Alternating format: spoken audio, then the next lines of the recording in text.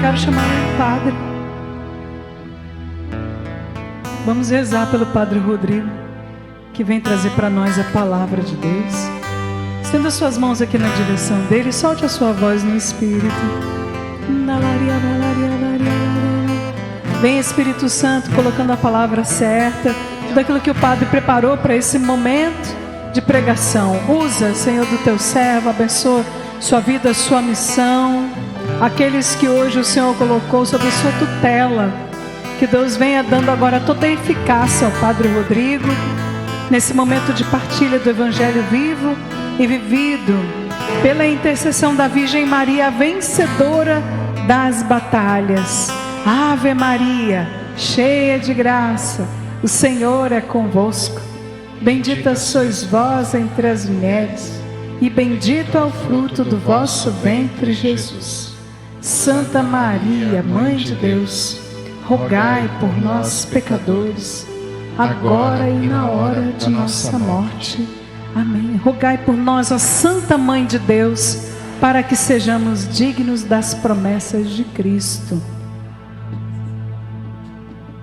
Você pode se sentar e vamos cantando mais uma vez.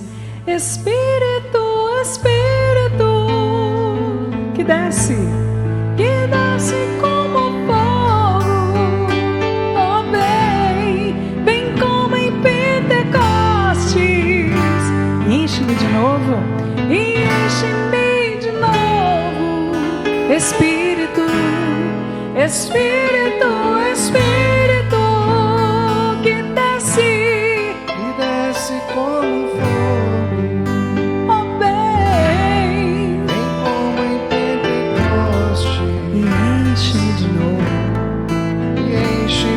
de novo. Boa noite, povo de Deus. Primeiro de tudo, agradecer pelo convite. Muito feliz por estar aqui com vocês, por conhecer pessoas incríveis, né? Das quais a gente às vezes só vê na TV, ouve, mas hoje temos a graça de conhecer e de estar no meio, rezando junto com eles e com vocês. Aos que não me conhecem, sou o Padre Rodrigo. Acabei de chegar na paróquia Santa Rosa de Lima, aqui no Guarujá, desde o dia 7 de janeiro, né? E temos caminhado com muita alegria, uma paróquia viva. Aliás, a Igreja de Cristo é viva e vai permanecer assim até o último dia. Amém? A palavra que nos foi proposta é a seguinte, está em João capítulo 6, começa lá no versículo 67. Então disse Jesus aos 12: Não quereis também vós partir? Simão Pedro respondeu-lhe: Senhor, a quem iremos? Tens palavras de vida eterna, e nós cremos e reconhecemos que és o Santo de Deus. Interessante essa profissão de fé de Pedro, que também, num outro momento, ele vai ser o primeiro a professar a fé em Jesus Cristo como Messias. E eu quero aproveitar, assim como me foi pedido, para falar um pouco do meu testemunho de vida e do meu sacerdócio. E já dizer que quando a gente fala do nosso testemunho, na verdade é o testemunho sobre como Jesus age na nossa vida, não é? Todos nós temos algum testemunho para contar de como foi o nosso encontro, o nosso primeiro amor com Cristo. E sempre que a gente entra em crise, a gente tem que voltar ao primeiro amor. Toda a direção espiritual que a gente faz, e é preciso a gente fazer acompanhamento espiritual, quando a gente está em crise, o diretor espiritual sempre fala: volta para o primeiro amor. Lá no início, o que te cativou, o que te fez se apaixonar por Jesus. E a minha história, ela começa um pouco conturbada, porque eu não tinha vivência católica. Eu era, junto com a minha família inteira, participante da Umbanda. Morávamos em São Paulo, mas íamos a cada 15 dias para Cotia, onde a nossa família tinha lá um terreiro, e ali a gente participava a cada 15 dias num final de semana, né? E eu gostava muito e ajudava a organizar, acender vela, isso e aquilo, enfim. Depois, quando a gente se mudou de vez para Cotia, justamente por isso, eu frequentando a escola, conheci uma pessoa, uma amiga, né? O nome dela é Bruna, que a gente ia embora da escola todos os dias juntos, né? Porque a gente morava próximos um do outro. E toda vez ela falava da catequese dela. A gente partilhava muito, ela sempre falava da catequese. Mas nesse meio tempo, antes da conversão, por assim dizer, embora eu fosse participante da Umbanda, eu era muito, mas muito devoto de Nossa Senhora Aparecida. Lá em casa, o único ambiente que tinha uma imagem de Nossa Senhora era o meu quarto. Eu não falava com Jesus, eu não o conhecia, e eu estou dizendo literalmente, não conhecia Jesus, mas Nossa Senhora eu conhecia. E os meus pais, eles brigavam muito. A irmã falou da separação dos pais, e os meus pais brigavam tanto que chegou um momento que eu desejava que eles se separassem, de tantas brigas que tinham, e às vezes agressões físicas, e a gente era muito fraco. Hoje eu tenho uma saliência aqui na frente, mas naquele tempo eu era muito fraco, muito magrinho, então às vezes a gente se via no meio dos dois para separar, tinha que montar nas costas do meu pai e da minha mãe, porque a coisa era feia. Mas eu lembro que de 3 momentos pelo menos em que eles estavam brigando e eu não conseguia separá-los, de que eu subia correndo para o quarto e ali eu fechava a porta do meu quarto. Eu tinha na primeira gaveta um punhadinho de milho, porque a gente assistia às vezes filme, novela que mostrava, né, pessoas de igreja que rezavam no milho e tal. E ali eu acendia a vela, colocava um punhado de milho no chão e me ajoelhava e começava a falar com Nossa Senhora. E no estalar de dedos, eu lembro nitidamente, pelo menos 3 vezes, que ao dobrar o joelho e falar com a mãe, os meus pais se aquietavam. Então, o meu testemunho se inicia por Nossa Senhora. Por isso tenho tanto amor por ela, e é estranho um católico não ter amor por Nossa Senhora. É porque está com um pezinho lá no protestantismo, aí tá, precisa de uma conversão. Mas Nossa Senhora sempre foi muito especial, e aí, o meu quarto, como eu falei, sempre tinha esse altar para Nossa Senhora. Uma vez resolveram fazer, eles chamam de trabalho, uma gira, queriam fazer dentro de casa. Então chamaram lá algumas pessoas da família, desse terreiro, e foram fazer essa gira dentro de casa, né? E começaram a em cada ambiente, cada espaço da casa. E eu estava ansioso para eles entrarem no meu quarto, porque a gente fica esperando, né? Será que vai falar alguma coisa legal? Enfim, entrou no quarto da minha irmã, das minhas irmãs, e aí foi indo pro meu e eu olhando de longe. E aí até arrepia, porque eu lembro quando foi entrar, aquelas pessoas voltaram, e aí disseram assim: a gente não pode entrar aqui. E aí voltaram. E ali eu estranhei de verdade, porque, poxa, se é algo de Deus, por que não pode entrar ali? Ainda não tinha essa clareza, mas eu lembro que quando a minha mãe ela começou a se afastar de vez da Umbanda, coisas estranhas aconteciam com ela, né? E essas coisas estranhas, hoje com o conhecimento que eu tenho como sacerdote, como cristão, eu não poderia dizer claramente que eram possessões, mas era algo próximo disso, porque vez ou outra mudava completamente a entonação da voz, parecia uma voz masculina e uma força que ninguém via. E uma vez isso aconteceu quando eu estava sozinho em casa com ela, e eu já estava aí pensando em ir para o seminário. Eu estou pulando uma parte, depois eu volto nela.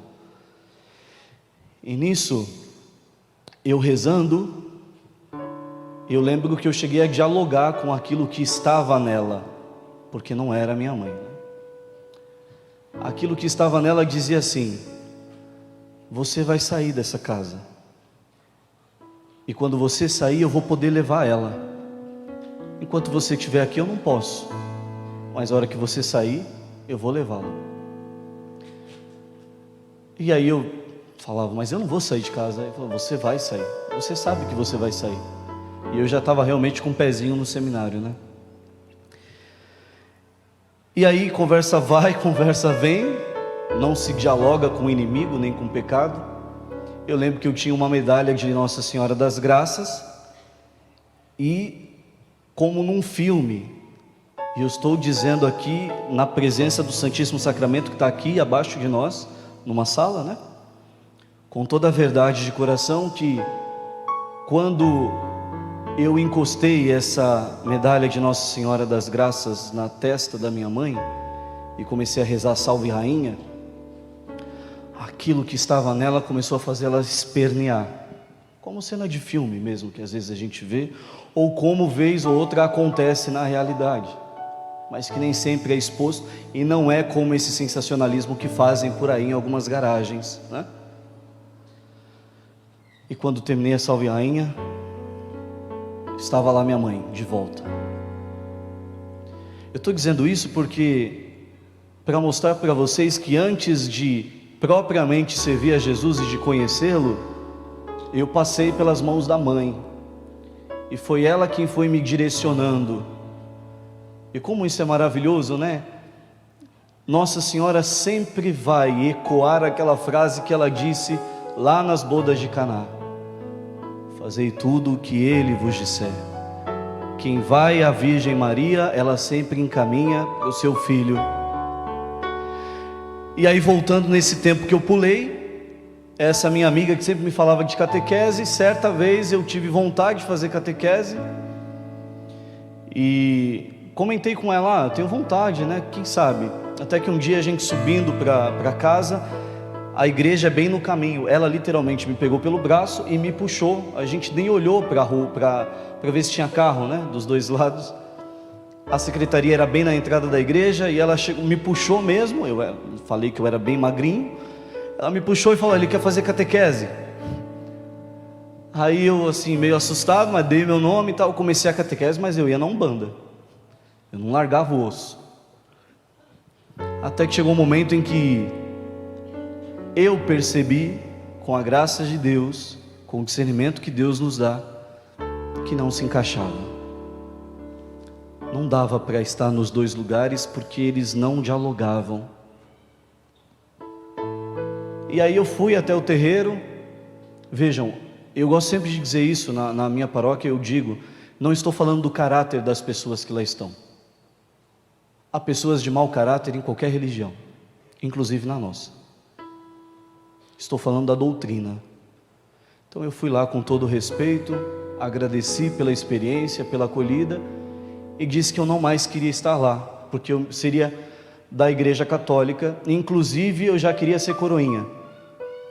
E aí eu lembro que eu falava com uma entidade, e essa entidade dizia assim, entidade entre aspas, é como eles chamam, né?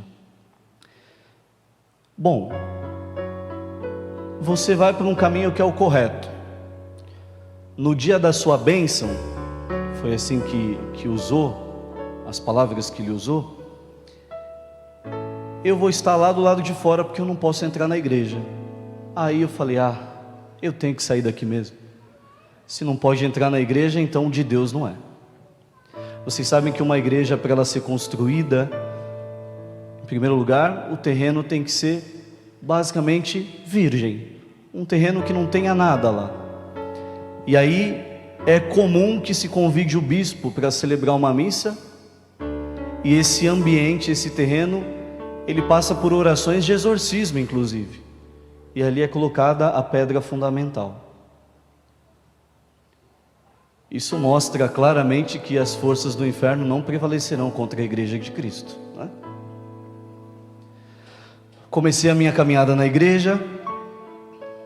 O padre era uma pessoa muito gente boa, até os evangélicos gostavam muito dele. E quando eu comecei a ser coroinha, eu acompanhava muito ele nas missas que ele ia, nas visitas aos enfermos. Ele nunca me disse que eu tinha vocação para ser padre. Mas olhar para o sacerdócio dele me comovia, me chamava a atenção. Até que começou a surgir em mim essa vontade de ser sacerdote, assim como ele, porque o que ele fazia, o Cristo que ele comunicava, o consolo que ele levava às pessoas, aquilo era maravilhoso. E aí a minha vida foi se desenrolando nessa caminhada. Tive namorada, demorei 1 ano para conquistar essa menina, e depois de 1 ano tendo conquistado, 3 meses eu terminei, porque eu tinha certeza que ia para o seminário. E era uma conquista de cartinha, de flores. Eu era muito romântico. Isso hoje em dia infelizmente tem se acabado na nossa realidade, né? E aí comecei a caminhada, fui fazer encontros vocacionais, parava, voltava, parava, voltava. Era uma vida de vai e vem, até que chegou um momento que eu realmente entrei no seminário, comecei a caminhada, mas às vezes o ser humano, ele acaba sendo um pouco egoísta, não é grato a Deus às vezes, e aí por causa do meu ego, eu resolvi deixar o seminário no 3º ano de filosofia. E eu sabia que eu estava fazendo uma grande besteira. O último dia que eu ia me despedir de toda a turma, eles não sabiam, eu já fui com o carro do meu pai. Quando o pessoal foi para o refeitório, eu passei nos quartos dos meus amigos mais próximos e deixei um objeto em cada quarto, né, agradecendo, enfim, como lembrança também. Depois, quando eles voltaram para os quartos, eu me escondi, e aí entrei no carro e saí.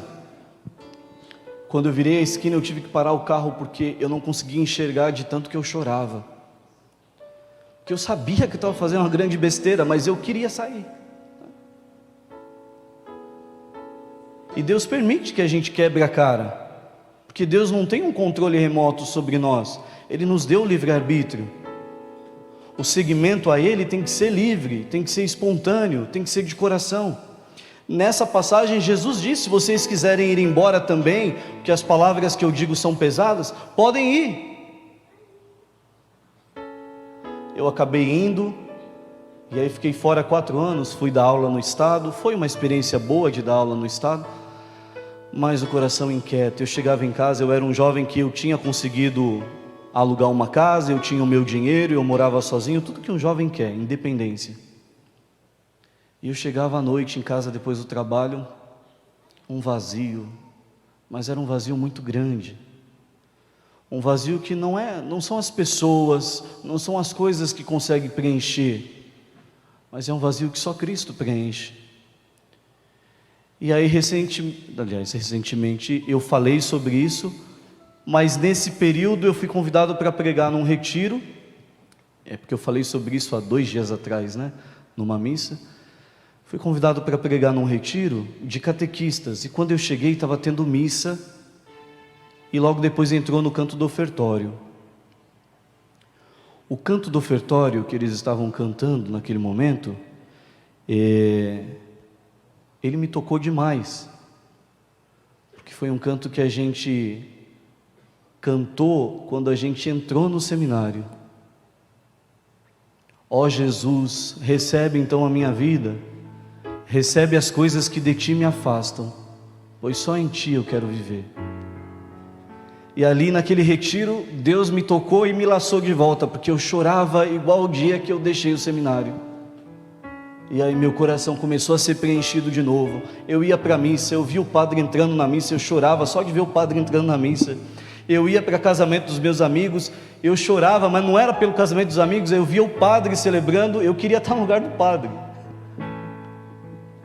Até que Deus me deu a graça de retornar para o seminário.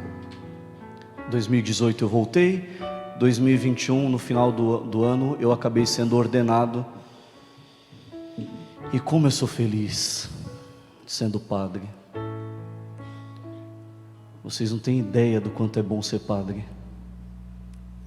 É uma graça que a gente não merece, mas é uma graça que realmente preenche o nosso coração. Há alegrias todos os dias? Não. No casamento também não tem, na vida de solteiro também não tem alegrias todos os dias. Porque na verdade a gente está ali como um caminho que vai nos levar para uma vida que sim, lá haverá alegria eterna.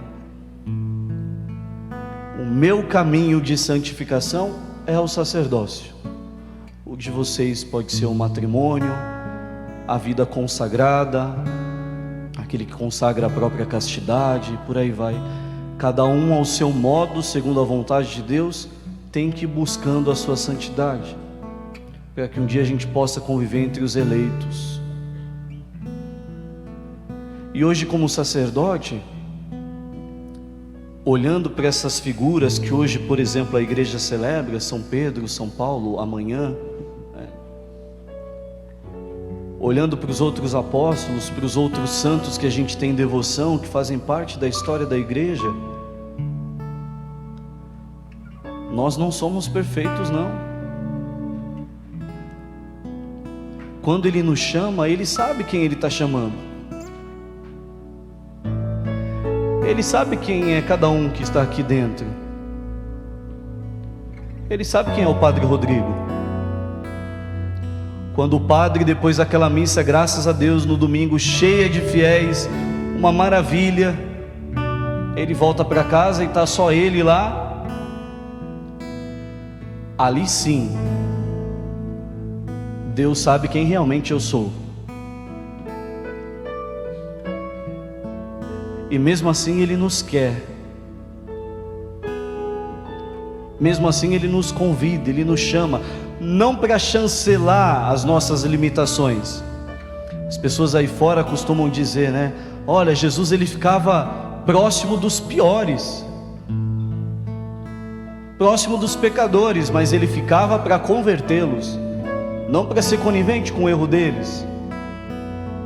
Então Jesus nos chamou a cada um, mesmo com os nossos erros, com as nossas limitações, mas Ele espera que a gente trabalhe para que a gente melhore, e para que a gente mostre para os outros lá fora que aquele que se encontra com Cristo verdadeiramente tem uma transformação de vida.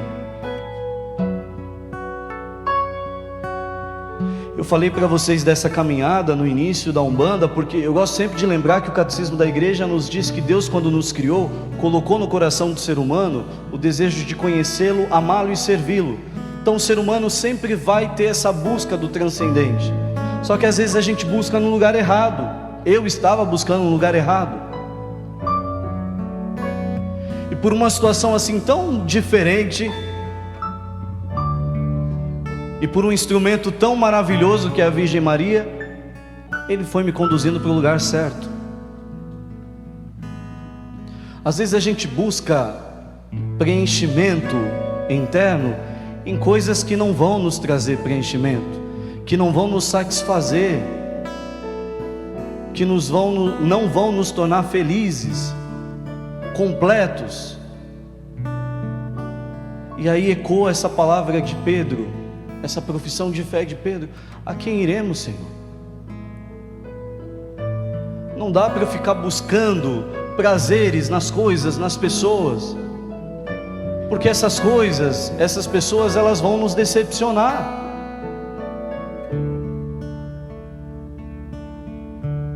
Mesmo que seja seus pais, seus filhos, decepcionam.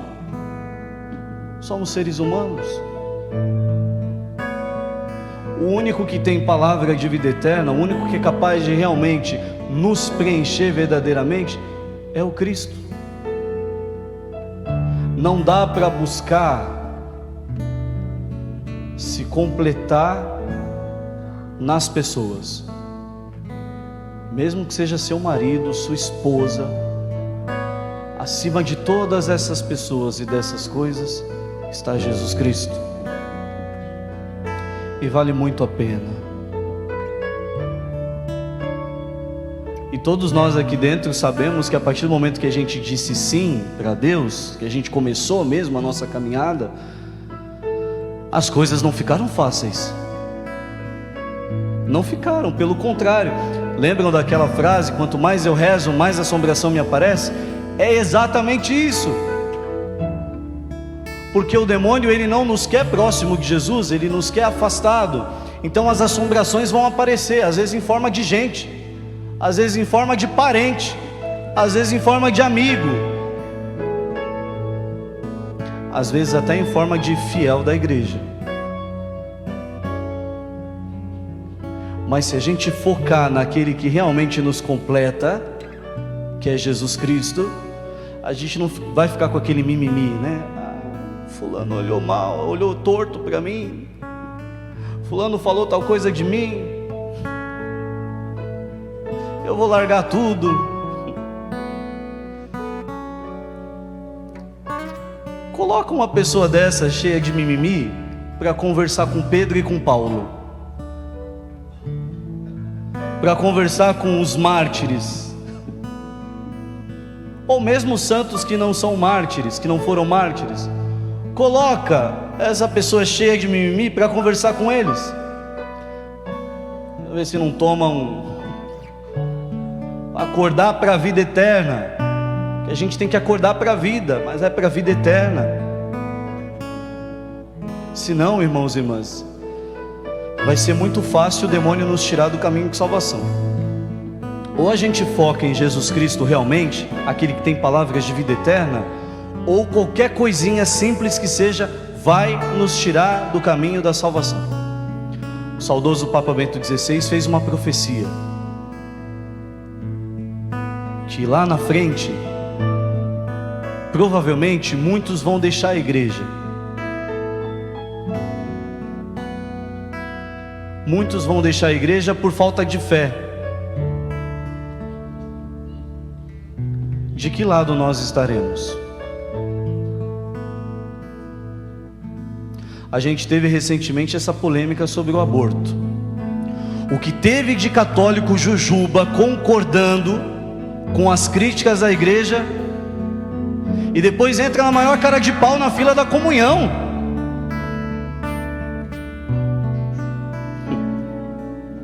É que a gente não pode usar de agressão, né? Nem deve.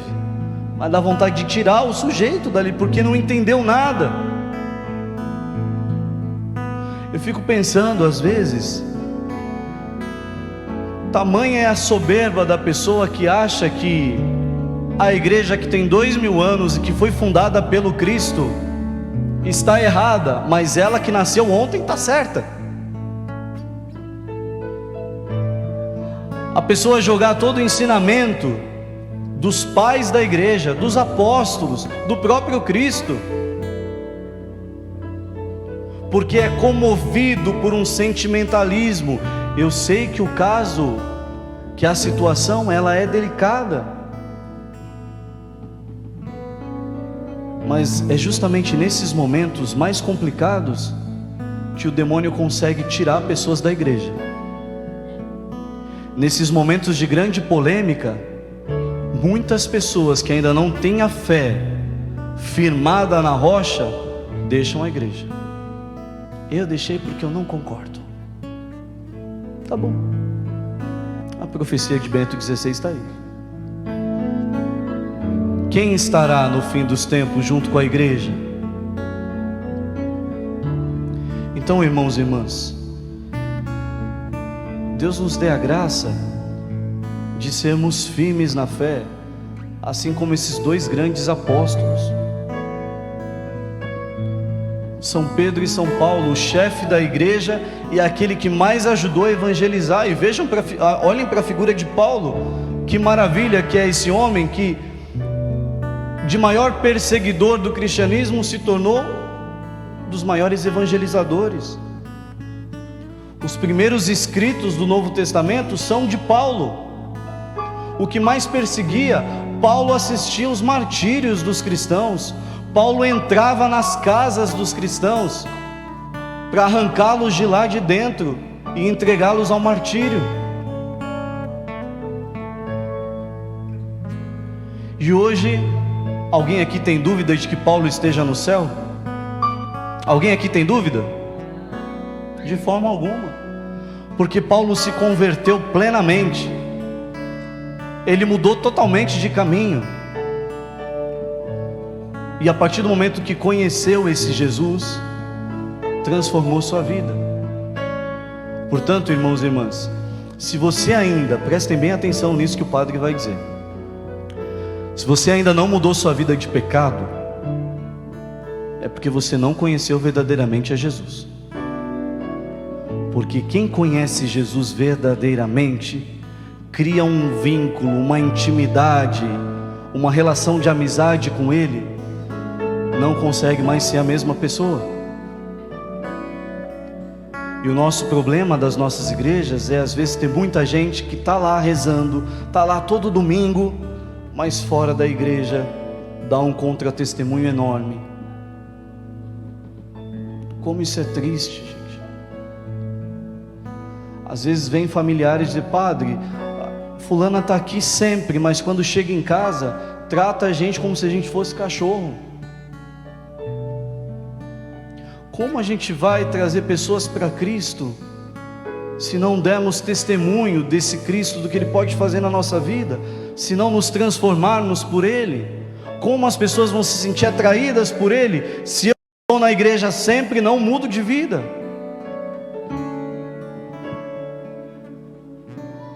Como as pessoas vão encontrar o caminho da verdade, que é Jesus, se eu não der testemunho da verdade?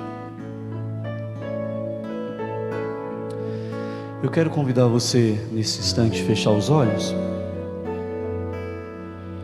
e que você faça um exame de consciência da tua vida, façamos um exame de consciência da nossa vida, para perceber o que tem nos afastado do amor de Deus, para identificarmos aquilo que tem nos atrapalhado nessa entrega total a Jesus Cristo,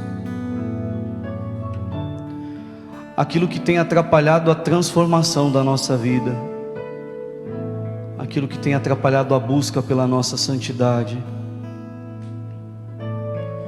Deus nos dá a oportunidade de recomeçar, irmãos.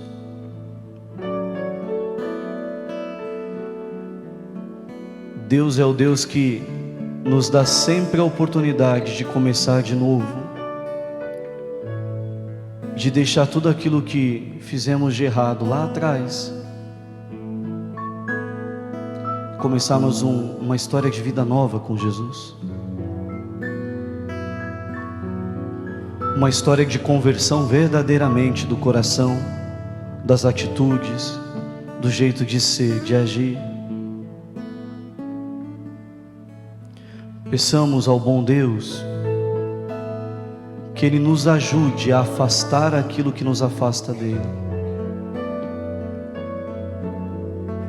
que o nosso coração esteja ancorado no coração de Jesus, que Ele tire da nossa vida, seja lá quem for, ou o que for, que estiver nos atrapalhando, de sermos dEle, totalmente dEle. Obrigado, Jesus, por tudo que tens feito por nós e por tudo que vais fazer. Que o nosso coração seja totalmente teu. Obrigado, Senhor. As coisas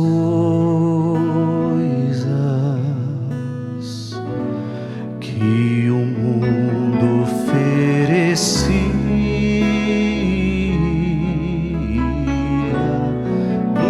impediram de te encontrar, de ver que a vida é só em ti. Mas tu viestes e tocastes, mas tu viestes e tocaste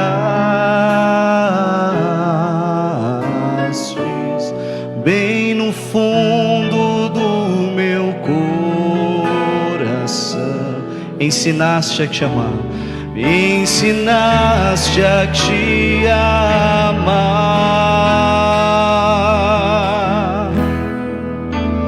Oh Jesus,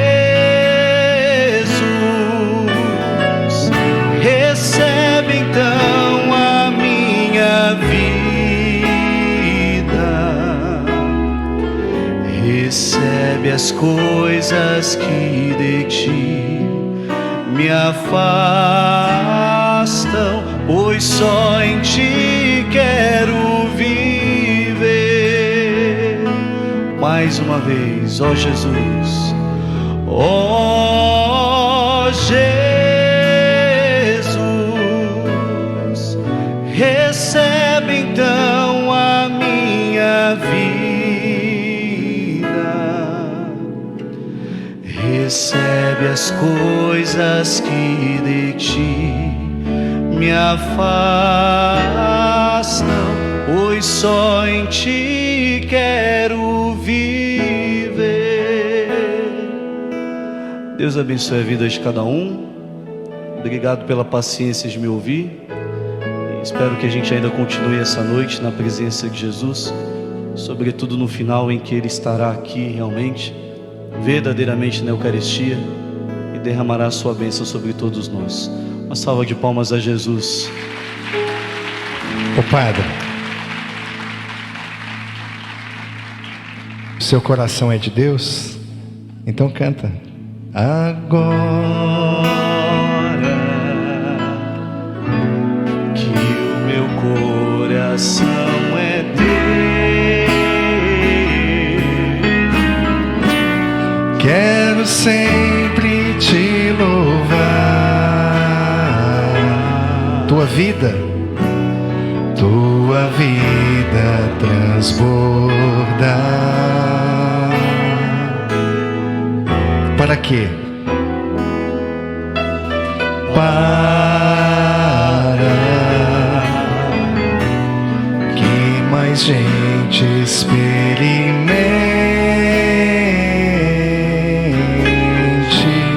teu amor nos transformando,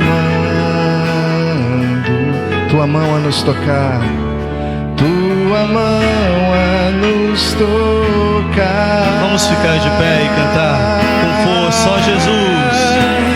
Ó Jesus, recebe então a minha vida,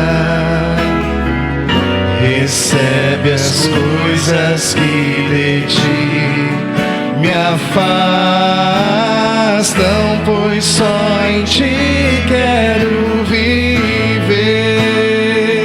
Ó Jesus, força. Ó Jesus, recebe então a minha vida, recebe as coisas que de ti me afastam, pois só em ti quero viver. Deus abençoe e visitem a paróquia Santa Rosa de Lima.